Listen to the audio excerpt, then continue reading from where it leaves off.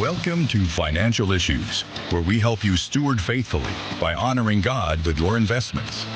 Now listen in as we give you the practical tools and advice you need to become a biblically responsible investor.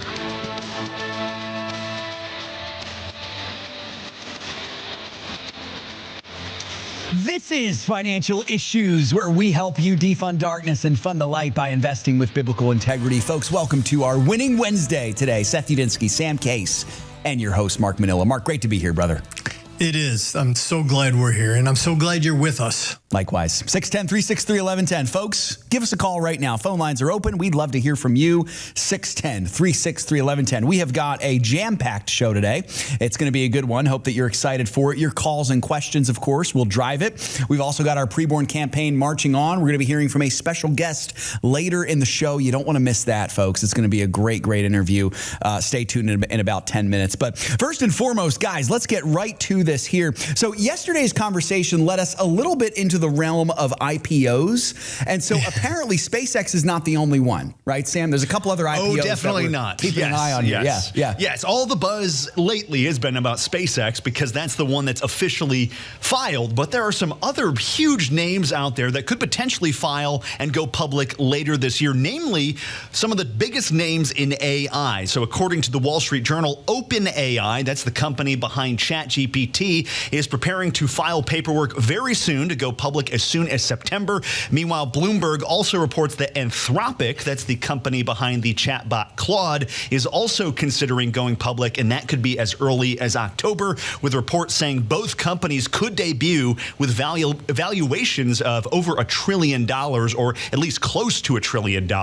So, Mark, what are your thoughts about these two companies, and how might they be different from some AI companies we've seen before? These are actual chatbots as opposed to the infrastructure that supports them.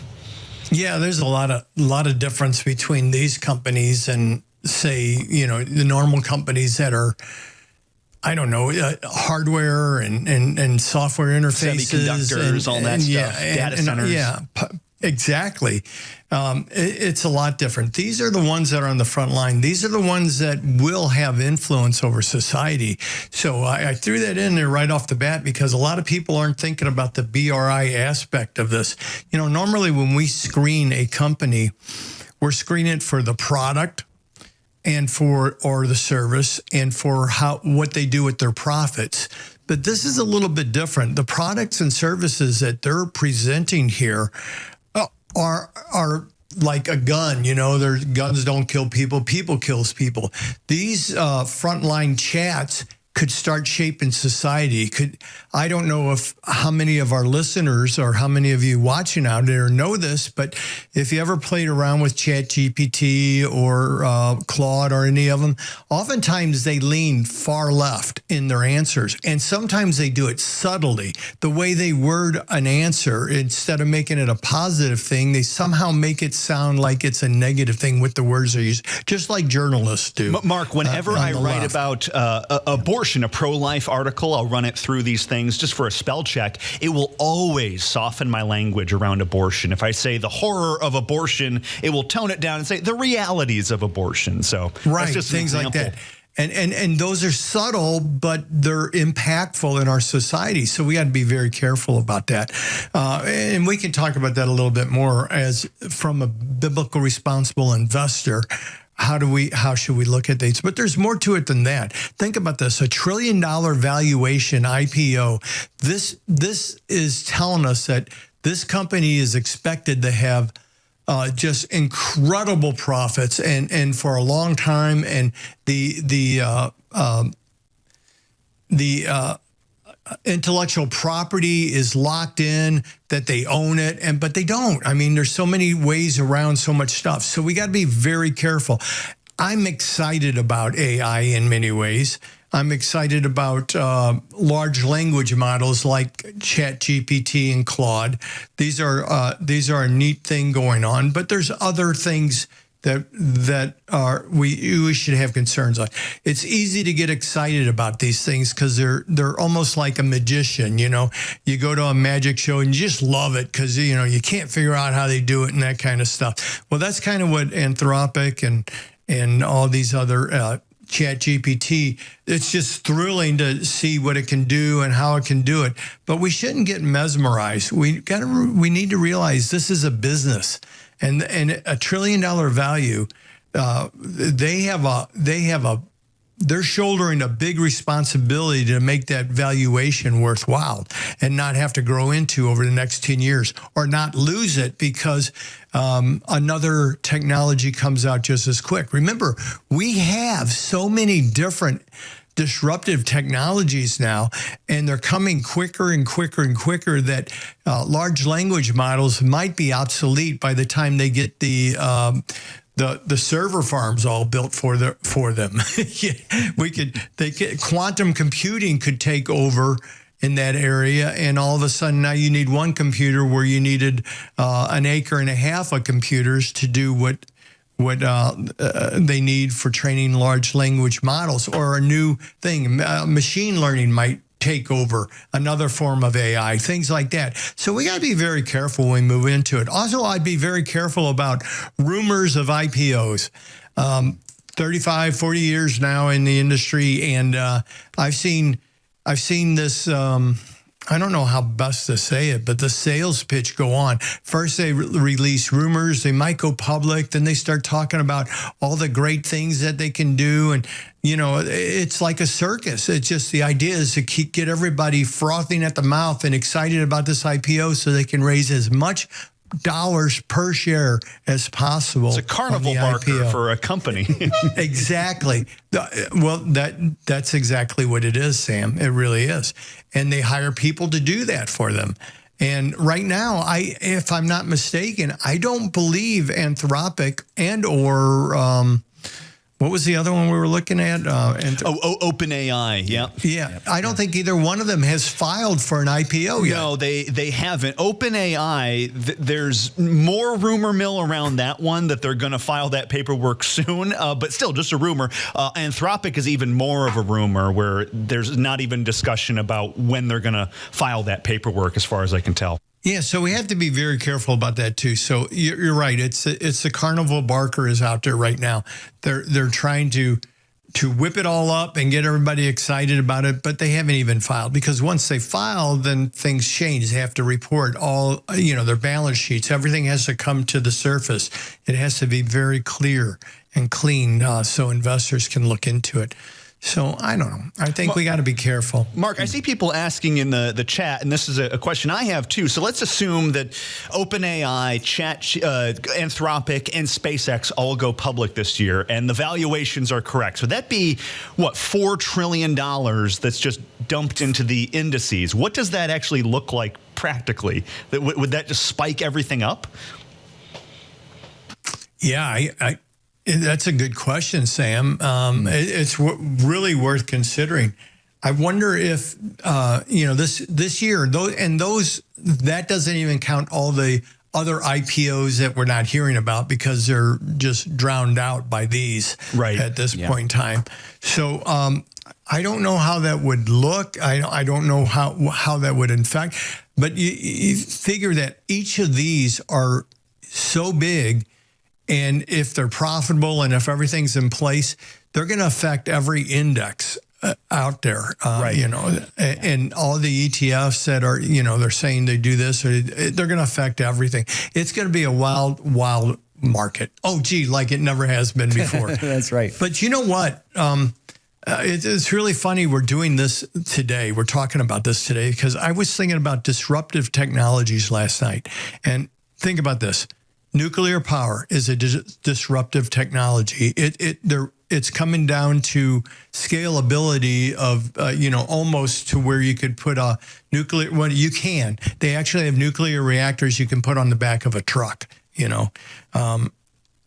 AI, that's a disruptive. Space and everything to do with space, that's disruptive technology. What about biotech? You don't hear about that anymore, but they're doing more with biotech than they have ever before. And then we have quantum computing. All these things are happening all at once. And I've never seen it like this before, where we had so much disruptive technology, especially in an environment where quality doesn't matter. That scares me. a bit. And maybe we should talk about this a little bit more sometime. But this disruptive technology in an environment of where there isn't the quality or the concern or the morality that we used to have can be very, very dangerous. Maybe you've thought about this a little bit and like to share some thoughts on it. Give us a call here to talk about it, because these disruptive technologies, they're going to change life as we know it. I just the 4 or 5 that I named, and I'm probably missing some that other people would consider disruptive technology. They're going to change how we see life. And if we're not grounded in the Word, it's going to change how we view God. So we got to be very careful. The number here, 610-363-1110. This is a deep subject, and I know we got deep listeners and deep watchers, and I'd love to hear from you on this subject.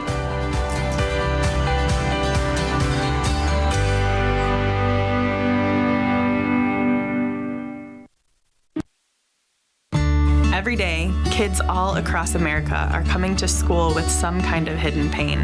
I've seen kids come in who are just so confused about what's right and what's wrong, just having no idea that God loves them. And this just breaks my heart. Crossroads has the opportunity to bring the Word of God right into the public school, to reach children right where they are. And when we see that happen, we see God changing lives. We want to see kids not only come to Christ, but pursue a lifelong relationship with Him. And so local churches are uniquely positioned to disciple those children as they become young adults and through their lifespan.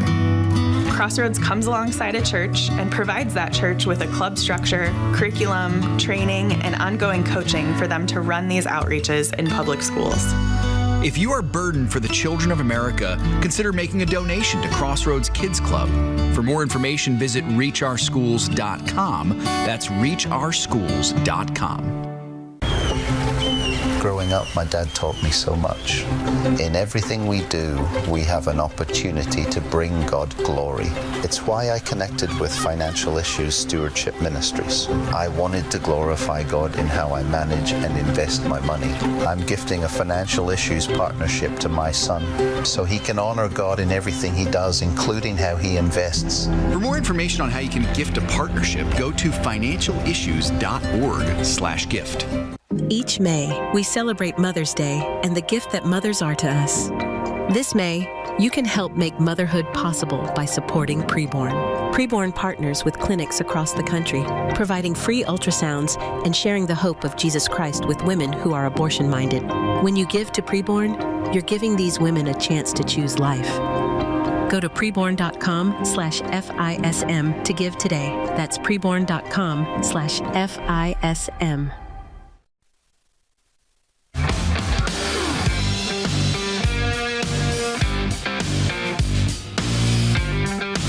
To be here with you today, folks. 610-363-1110. Very fascinating conversation that we have here, guys. But you know what, Mark and Sam, I'll tell you what, we're going to pivot away from that conversation right now, actually, because, Mark, we have, obviously, as you know, we're in the midst of this preborn campaign, and we're making great progress here. As of this morning, we're up to almost $247,000. So we're $33,000 away. We've got about 4 days left. We can knock that goal out, though, Mark, today. I believe that. We've actually raised more money than that in one day during this campaign before. Yeah. So if anyone out there who is not by the grace of God, yes, absolutely, and to His glory, absolutely, yeah, we're heading there. You know, God's will be done. If God's tugging at your heart, please donate. Let's get this over the line, and then celebrate, and then praise God, and then just really embrace the understanding that we got to participate in saving some more babies. Yeah, I mean, how cool is that God allows you?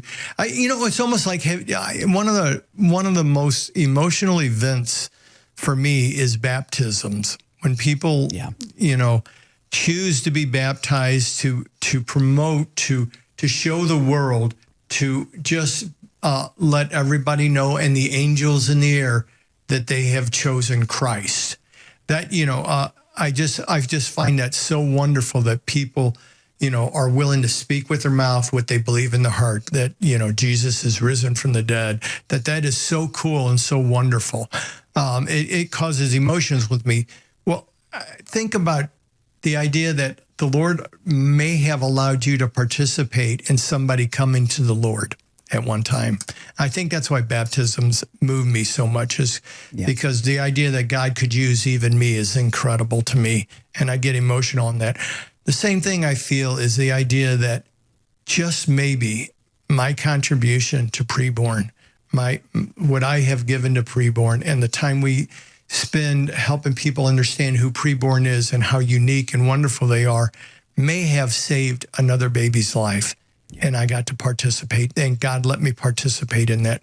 That just moves me. I mean, it's emotionally strong in me that God saw fit to let someone even like me participate in such great works. It's just incredible. You can participate too, is the bottom line. Our goal is what, 280? Yeah, 280. And we're about at 240 right now. Right so around we got 247. Yeah. So we got 33,000 more right to around go. 33. Can you help with that? Do you think you have $1, $5, $10, $50, $1,000, $33,000 you could donate to help us hit that mark and save more babies? We would appreciate it. Amen, brother. Join us. Preborn.com/FISM. Mark, as you know, and as our listeners know, preborn, they impact the lives of thousands of mothers across the nation throughout every year, hundreds of thousands actually. And so we thought it would be really prudent, Mark, if we invited one of those mothers onto the show today to share her testimony of how preborn has blessed her and helped her choose life for her baby. So, Mark, why don't we welcome Natally Wilson. Natalie's a mother. She has an amazing story of how preborn blessed her. Natally, good morning. Are you with us? Good morning. I am. I'm so excited. Hi. Well, hi, Natally. Mark Manella here. Glad you joined us. Welcome to the show. It's a blessing to be here. With everything you haven't been saying, now it's even more of a blessing. That's awesome. Oh, cool. Well, could you share with us your testimony on how preborn has blessed you? Oh, absolutely. Well, first off, let's just start from the beginning. I was always told as a little girl that I couldn't have a child. From the get-go, for many different reasons. So years later, again, confirmed it, 18 years old, did all the tests and same thing. And then I got married around 2021, around there. And you accept it, but then when you become a wife, it kind of changes the whole ball game, It reminds you, like, you're a wife, your duty is, one of your duty or one of the blessings to give your husband is a child. And as much as we tried, and never did I lose faith or anything like that, it was just more like of a acceptance so that I can be at peace type thing. But did it affect me? Absolutely. Time passed by, and unfortunately that marriage did not succeed. But during the transition of healing from that marriage and going through different things mentally, I went through my own battles. We went through, right now I'm about 4 years sober, and that's all glory to God because of everything that I went through. And during that struggle, during that pain, I did not ever think that one day I would do an annual test and then all of a sudden 2 lines pop up on that test. You know what I mean? And yes, it freaked me out. I thought everything else but baby. I thought I was sick. Maybe there's something else, because so many people have told me, just for many reasons, and they were beautiful people as well, beautiful doctors, not to hurt my feelings or to be too rough, but for many reasons that it was impossible.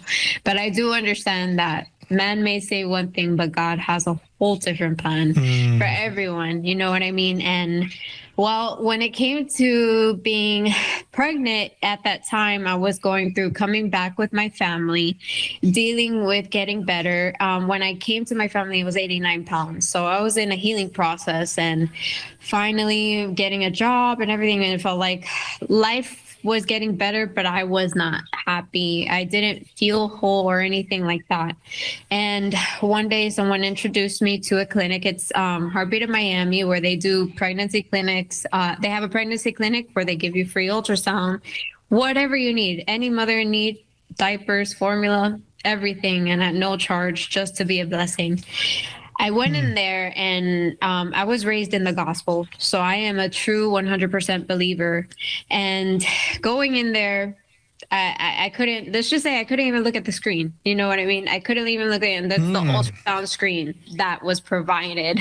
Okay. That was a blessing in itself because I went crazy I had no insurance. So I was going crazy trying to see, am I pregnant? Am I sick? I need to know. And it was very, very expensive to try to find out one or the two. So being there and having the blessing of getting that ultrasound was just like heaven sent. And, I couldn't look at the screen first, but looking at the screen. Why couldn't you look at the screen? It was almost because of the fact that I was going through a healing process. I kind of being raised in the gospel, you know, when it comes to divorce and everything like that. At that time, I had left my family and all of that. So coming back, I wanted to just restore myself, you know, be the, you know, the child. Oh, and so I started so early in my career, 16 years old, getting my CNA, 17 years old, getting my medical assistant. So that's the type of person I am. So it was just a moment, just like everyone, where you have your low. And then at that time where I'm already building myself up, we're doing this, we're doing that. Never in my life did I think that would happen. And well, it was almost like, if I see a baby, I'll be happy, but if there is no baby, I'm going to be sad. But if I see a baby, what if I'll be a disappointment? You know what I mean? All of those, you know, comes to the battle of the mind. So you were on the tilting point of not having the baby? It was, let's just say, in my job at that time, Planned Parenthood was right there. Though I am not a believer of, I like when it comes to abortions and things like that, but I just felt like I can't, I'm very, very transparent. And I tell people I did have a second where it was almost like, I can't be a disappointment. I have to, what do? I have to just act like this just didn't happen or anything like that, you know? But would I ever have the guts to drive there or go there? You know, no, not really. But the fact that the thought came, you know, that also hurt at the time as well. That must have been really hard. Oh, yeah. And then when I learned that the baby feels everything from the very beginning, even worse. I apologized to her so much the whole time I was pregnant because it's just when you study into it and really see how the baby is truly bonded to the mother from the beginning. It doesn't matter if there's eyes, if there's anything. No, there's a heartbeat, and heart feels from the very get-go. And everything that you understand as far as images and things like that, the baby starts receiving that. You know what I mean? So when they told me that everything you feel, she feels, and in that clinic, when they said that, I broke down and I told them everything I was going through. So when it came to the screen looking, this in itself was just a beautiful spiritual experience because I couldn't look, and then it almost felt like God guided someone's hand to grab my hand. She looked at me and she's like, look at the screen, and this is God telling you that you're done, you're healed, you did it. Wow, I just got chills there. So cool. And when I look at the screen, she was a little bean, but the sack was in the shape of a heart. And I broke down because that was just my sign. And that's my story, is that my daughter, the moment I saw that, complete healing in that moment. There was no scared to tell my parents. There was no fear of showing the world or anything like that. Because at the time frame of everything, you know, I had experience on how cruel the world could be, you know, when it comes to judgmental and things like that. But it's like when God gave me my daughter, something that I always wish I could have, but something that man told me I could never have. It was almost like, you know what? I'm limitless. I'm limitless in what God in Christ, yes. Whatever he wants, I do believe that maybe I might not get everything I want, but I do truly believe that I get everything that I need from my family, from God. And my daughter's a perfect example of that. And my daughter also too, the pregnancy, it was not easy. She was born when I was 24 weeks pregnant. So she was 1 pound. And that means that she was 5 months in the NICU. And this is after getting a C-section and everything. And was preborn there with you during that time? Everyone was there with me. In the last minute we have here. you want to share with how preborn was with you at that time, or? Everyone was with me at the time in the sense of support and everything. I was even invited to a dinner where I had to thank everyone profusely because if this is something that I feel like it's a lifesaver, you know, in a sense like that. Yeah. Once you hear what they can do, what they provide, what everyone is interested in, and 100%, I know that when God has something planned and when everything is Christ-centered, it flourishes beautifully and in the way that it has to be. Amen to that. And Natally, we're so grateful that you came today and shared that with us and everybody listening. That was brave of you, and we're so glad that you love the Lord and that you followed the Lord instead of the world, instead of secularism. You have been blessed. And Preborn is an organization we really partner with because we believe in what they do, specifically the way they cared and loved on you as well. Thank you so much for being with us. Number here is 610-363-1110. We'd love to hear from you coming up in this next. In the last 10 to 15 years being in ministry, being married, something that has been constant in our lives is Samaritan Ministries. As we've moved, we've had babies, we've had different things come up, we have just been able to rely on Samaritan in ways that we never really even thought about before becoming members. Our heart's desire is to plant roots and be in a place for a really long time. It's how we were raised. We see the benefits of that, but we also see the open-handedness of being used by the Lord wherever He calls, because we just assumed when we started pursuing church planting, the quickest way to get from point A to point B is a straight line. And with the Lord, sometimes you find out it looks a lot more like this. And yet, Samaritan was with us through the entire thing. We didn't have to look into, we have to change insurances now because we've moved states or whatever the case may be. And it's just been a real blessing to us in different phases of life. I'm Kyle. I'm Colleen. We're the Gen X. And we're Samaritan members. Each May, we celebrate Mother's Day and the gift that mothers are to us. But for many women carrying a child, motherhood feels uncertain. They're facing fear, doubt, and some are considering abortion. This May, you can help make motherhood possible by supporting Preborn. Preborn partners with clinics across the country, providing free ultrasounds and sharing the hope of Jesus Christ with women who are abortion-minded.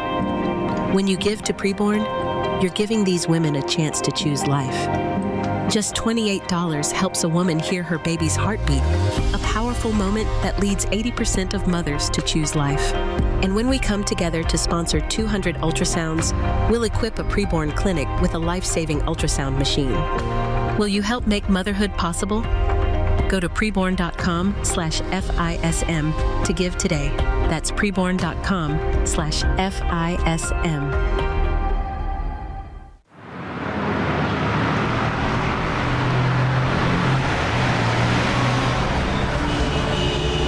Navigating through investment options can be challenging, especially when you're determined to uphold your God-given values. Every dollar you invest is a vote for the world that you want to live in. Let your values guide your investment decisions and help to shape the culture in which we live. Become a beacon of light and pave the way with biblically responsible investing.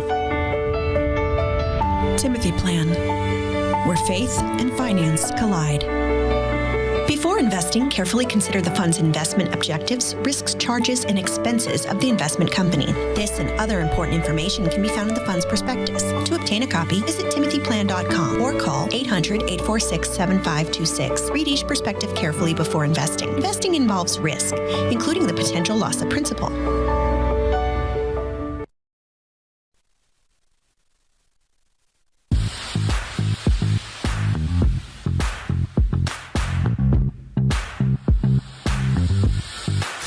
Great day, folks. Good to be here with you all today. 610-363-1110. Mark, it was a pleasure to hear that interview. What a testimony from Natally. Man, that was just Absolutely. Awesome. Yeah.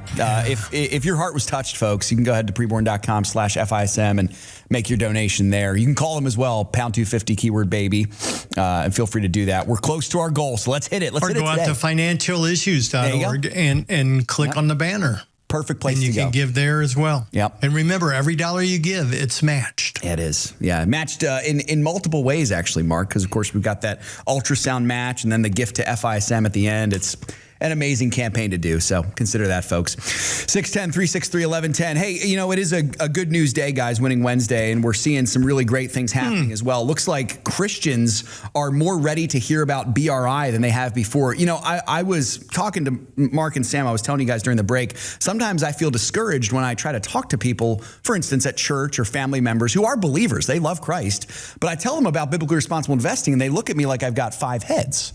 They're like, what is that? I've never heard I that. think it's the investing part, though, that's throwing them up. Sometimes I wonder if that's the part. It could be. Yeah, yeah. I actually think it's that we live in a bubble, guys. That could be we too, have, Mark. You know, for the last 35, 37 years, I have been promoting the concept of investing with biblical integrity. It's something that only a few of us did back in the 80s. Very few, like 4 or 5 of us. And so we've been involved in it so long, it feels natural. But you have to remember, a lot of people don't even understand their investments, their 401k, their IRAs. All this is fairly new, really, in reality. You know, if we went back 50 years, only less than 40% of the household had investments. Now over 70%, closer to 80%, I'm told, have investments. So just the investing part, but then applying biblical standards to that or biblical guidance to that is even something the church never talked about. I mean, the hardest people to talk about BRI to were pastors and ministers. They just didn't get it. They were like, I'm just investing in them. I'm not an owner in it. You know, they didn't realize that buying a stock means you're an owner and that you're participating with them in both the good and the bad of what they do. So the average person, the idea that 9 out of 10 Christians say they would want their investments to reflect their faith is incredible to hear. But it doesn't feel that way to us because we live in this, you know. This is our world. And I think it's a matter of just getting the word out more. Of like, here's how you go about doing that to get your investments to reflect your faith. Exactly. What's really encouraging, too, is the younger generation, even more, according to this survey, said that they have even more emphasis than older generations about aligning those two things, the investments and the faith, and are more likely to actually go out of their way to do something about it to make sure those two things match up in reality. Yeah, and you know, this flag just went up in my mind, and I have preached on this for quite a while now. As more and more people become aware, conscious of what their investments promote and what their investments do and the impact they can have on our society and the idea of participating in other sins by being an owner in a company, all that comes in, and Wall Street starts grabbing it. In general, and I'm not trying to say everybody on Wall Street is a godless shark, but greed is what's on Wall Street. They go where the money is, and they see this as a marketing opportunity. And what's going to happen more and more, we're going to see more and more ETFs and more investment companies saying they're biblically responsible, but they unfortunately, they're going to compromise for return over and over again.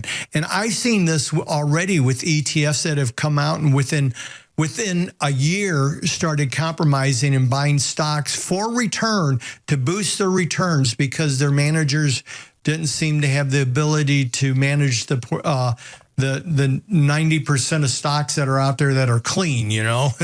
It just is amazing to me. So we got to be more and more careful. Just because somebody puts a BRI sign on their investment wagon doesn't mean they're truly biblical responsible. The one question I would always ask is does this screen clean by Evaluator Services? Because Evaluator Services is the oldest and strictest biblical responsible investing screening service. And if that organization isn't using that, usually what they'll say is, well, we have our own proprietary screening services. And what that means is we have a way to screen stuff that allows us to invest in whatever we want.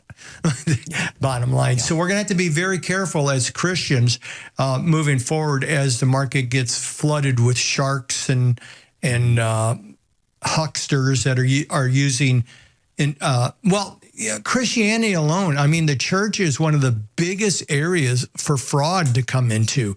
When you hear about affinity fraud, it's they come into the church, they pretend to be Christians, they do multi-level marketing and things that just take people's money. And I even saw recently, I forget who it was, but it was a film company, a Christian film company was raising money, but they weren't using it for anything to make Christian films. They were just using it to buy planes and houses and stuff. It was totally fraud. Really? So because Christians have a good heart, we believe that people want to be good, and we forget that Christ had to die for us, because even if we wanted to be good, we couldn't. We just had a sin nature. We forget that the world is secular and evil and greedy and selfish. We're very naturally trusting, especially with those who claim to be Christians. Yeah. And we want to help people, so we're more likely to give money. So it's ripe for fraudsters. For sure. Exactly. And the same thing's going to be true with BRI investments. And it is already. I'm already seeing it pop up, and companies say this is clean and it's not. And we have whole companies with multiple ETFs coming out over time, that came out over time, and they're all dirty. None of them pass, or very few of them pass the BRI standards that we didn't set, the Bible sets. That's right. Mark, a thought just came to my mind that relates to this. When we're talking about BRI, the question we have to ask is how far are you willing to go to remain faithful to God? And I know for many people, and I'm not saying this is true of our listeners, I think our listeners do a fantastic job of this, but for a lot of people, they are willing to step away from obeying God if it means they'll get good returns. And I just want to encourage everyone out there, it's not worth it. The returns are the better returns, or even just the assumption of better returns. It's not worth it when compared to being faithful to God. We got to be faithful to God with what He's given to us. Right. Art Alley from the Timothy, he founded the Timothy Plan. Yeah. He and I go way back. I was on the board of directors of the Timothy Plan in the I think the first 4 years. I can't remember exactly whether it was the first 4 or a year after they started. But I was on the board of directors, and we became good friends, and we'd have these discussions. And he liked to say over and over, that it's God first, and then, whether you can make money or not. He says, he would say it in so many different ways, but it was so true though. He says, if you can't be biblically sound and make money, then don't make money. Don't try to profit in the market. Don't worry about don't invest in the markets if you can't invest with biblical integrity. That sounds to me, Mark, like wealth gained through illicit means that the Bible warns against, right? Would you go to work for a company that I don't know, is a prostitute ring? Yeah. Even as an accountant? Probably not, because you wouldn't want to participate in that. Why would you own part of that company then? And it's so much like that. It's so easy to compromise our biblical values because there's multiple steps to get investing, and you're removed twice or 3 times, or you don't have the intimacy of day-to-day interaction at the office of this company. You just own a share of it, or you own a part of it, and you're a small owner, so it's not that big a deal, right?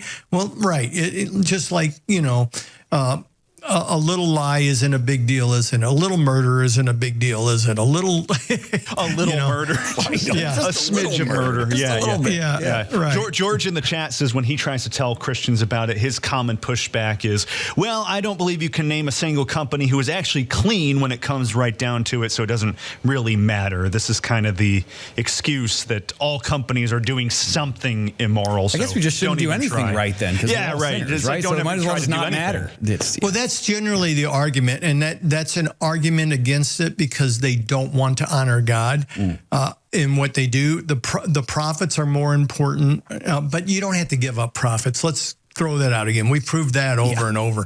Yeah. You don't have to give up your profits for your biblical beliefs, but if you had to, you should. But that argument is such a sad argument because a company is made up of people. Companies in itself, there are companies that don't create products that harm, use, or abuse, or offend God. There are companies that don't give their money to ugly things. There are companies that do that, and it's the majority of them.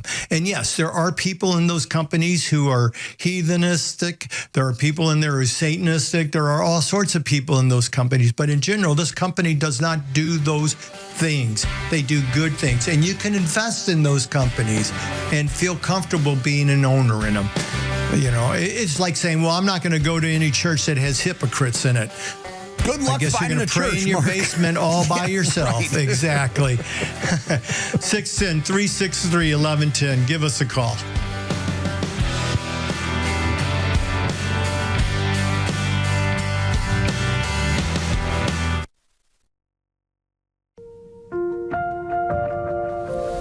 I remember my life before I met Jesus. I was most of the time afraid. I remember one of my teachers gave the classroom an invitation for Crossroads. When they talked to me about the love of God, I felt a sort of peace in my heart. I will commit myself to learn more about God's Word, to be able to share the gospel to others. To help reach more kids like Louise with the life-changing hope of the gospel, visit reachOurSchools.com.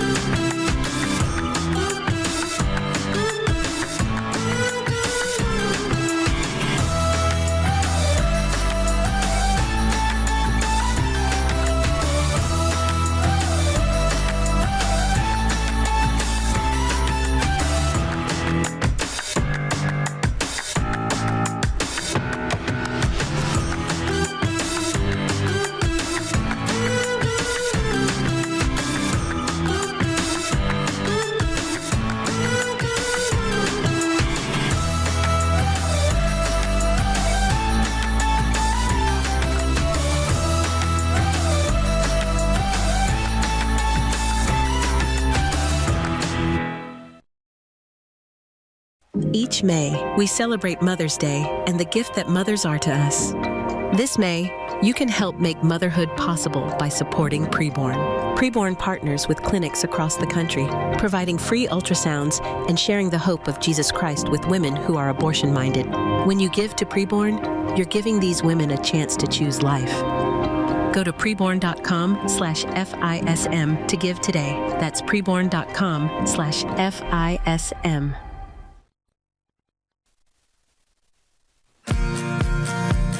The opinions and recommendations expressed on this program do not necessarily represent the opinions of the station or any of the program sponsors. Additionally, all products or services offered by the program sponsors may not be known by the program. Really enjoying the conversation, guys. 610-363-1110. There's a lot of good chat comments in there. I'd love to get to some if we can. But right now, we do have a call coming in, Mark. Shall we get to Lee in Virginia? Yeah. Let's do that. Welcome to the show, Lee. Glad you're with us. What's on your mind? Hi, how are you? I'm glad you're back on. You sound great. Oh, well, thank you. Appreciate that. Okay, so my question is about E63, an energy stock that you all have on the buy list. It looks like it has good dividends, and I need that sector. But my brokerage lists it as an MLP, but you all don't list it that way. And I think this is correct since I'm buying it out of a qualified account. I don't want to do that necessarily, right? Because of tax implications. Because of the K1. ET is a E63 is a MLP in itself. What you're looking at, I believe, probably is the preferred stock from Energy Transfer Partners. Is that correct? No. Actually, I needed energy and not a preferred. It's actually the ET because I have some of the preferred. Well, that is an MLP and it is a K. It has generally MLPs will have K1s. So you might want to, if you're putting it in your IRA, you might want to move on by that and not do that. Put it in a different type of account. Yeah. Okay, I want to be sure about that. So I had one other question maybe you can help me with. So Okay. the F45, some of the and I don't really understand all this. So, but it looked to me like reading some things. It looked like there were some investors were being encouraged to participate, or old investors during a merger or something about a class action issue over some excessive decrease in share price. I didn't really understand all that. But anyway, I just was wondering, is that something I should be concerned about as far as the stability of that stock? This is our teenage girl stock here. Yeah. Well, I really appreciate that. I'm not a teenage girl for sure, but we call it that because of the drama. That's right. That it has. I call it the MTV stock. There you go. That's right. They've had so many different problems. Actually, we have it on, I believe, did we put it on a sell list? I thought we did. Or did we just put it on hold? Mark, we're still on hold. It's a hold right now. But I wouldn't be buying into it right now. It still has too much drama. I think it is a company that's going to come back and be good, because the company in general is a good company. They have multiple different segments of that company that are doing well. But the drama of it just really bothers me. So I would stay away from it, with the lawsuits, with them stopping to pay dividends or whatever on one of their segments. It's just become a mess. And right at this point, I don't encourage new money to go into Blue Owl. No, right. I was just wondering about my old money. Is that something I need to be thinking about if I need to? Well, here's the guidance. It's got a great dividend when they paid it so far, right? Right. They make it worthwhile hanging on to while they work through this. If you're in it for the income, it seems to be strong enough at this point that I don't see it, falling apart, but it could take a long while to work through it. However, if you're doing it for the dividend, you're getting paid well to stay there. If you have concern with drama queen companies, you might want to just say, is there anywhere else I can get some decent income with a more solidly run organization? I'm not concerned about it going out of business or anything like that. So that's why I'm saying with the dividend, what are we at now at this point in its price? Aren't we around like 10%? Yeah, 10, 12% or something. Somewhere around there. Yeah. Right. And we're in the income. We're in the income model at this point. Okay. So we just converted over to that. So I'm kind of reevaluating and thinking, well, is that something I need to be worried about, that I'm going to have to turn around and sell out of it? But at this point, you feel like the dividends are stable. In general they are. When they start, yeah. I just have they just irritate me. That's all. From the drama, and I'm believing that the leadership is changing slowly, but changing. So. I wouldn't worry about it at this point. The dividend is great. We will put it on a sell list as soon as we think it's broken enough of the threshold of the financial issue, steal the fundamentals that we would be concerned. Okay.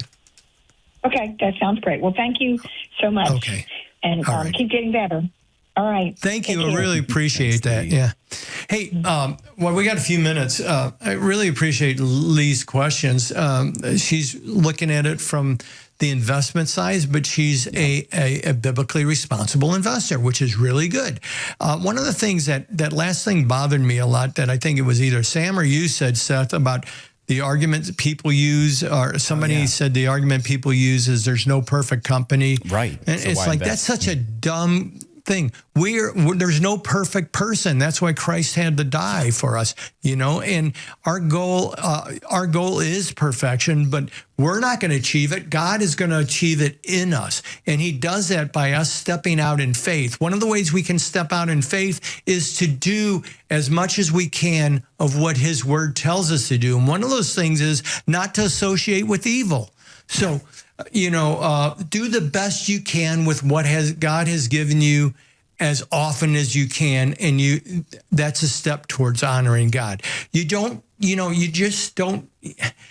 give up. I don't know how best to say, why even try not to sin if we have sin if we have a sin nature. Or do anything at all. I mean, when it comes down to it, if you genuinely believe that logic, you're basically a nihilist, right? You're saying, well, everything I'm going to do is imperfect and it's going to be temporary because someday I'm going to die. So what does it matter? And that's not how Christians should be thinking. That's a hopeless That's not what God calls us.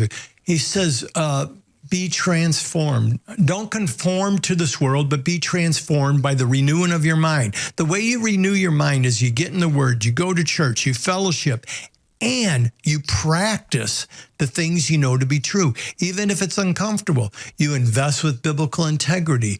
You catch yourself, the foul language that might be coming out of your mouth, and you stop that from happening, and you practice habits that honor God, and you stop practicing habits that don't honor God. That's the renewing of your mind.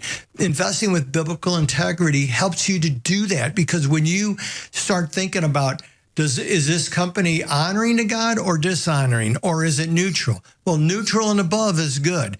And you start investing that way, it starts rewiring your mind to make decisions like that. And it helps every aspect of your being grow closer and more intimately to the one true God. That's right on, Mark. Yeah, and it ultimately, it comes down to we do what's right because God asks us to. Exactly.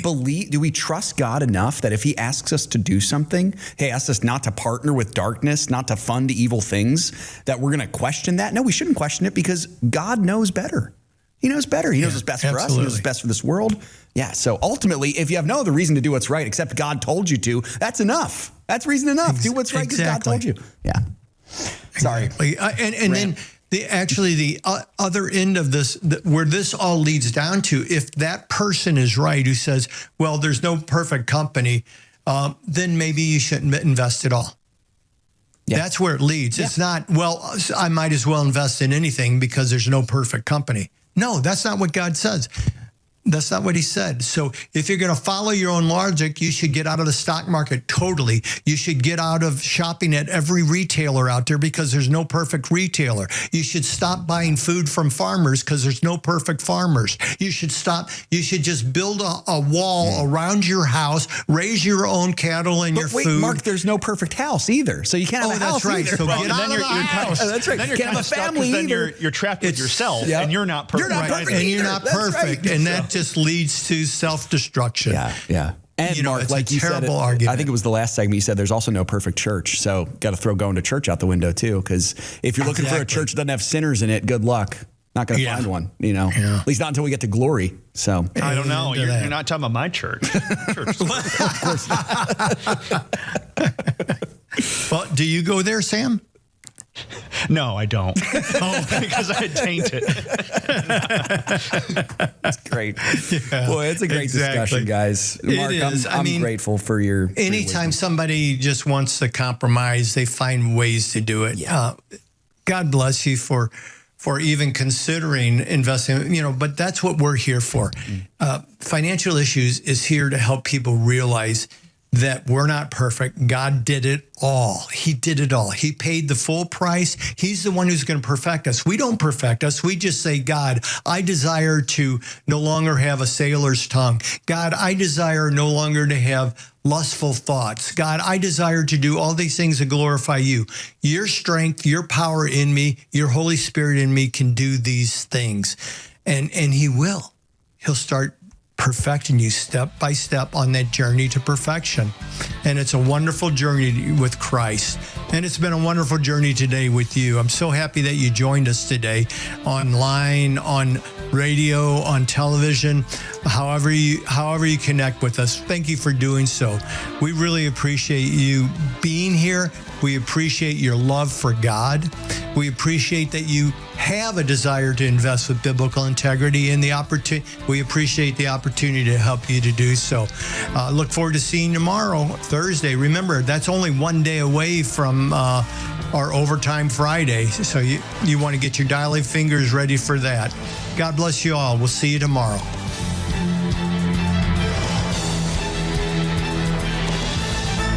If we ever forget that we're one nation under God, then we will be a nation gone under. Thank you for joining us. This has been an FISM production.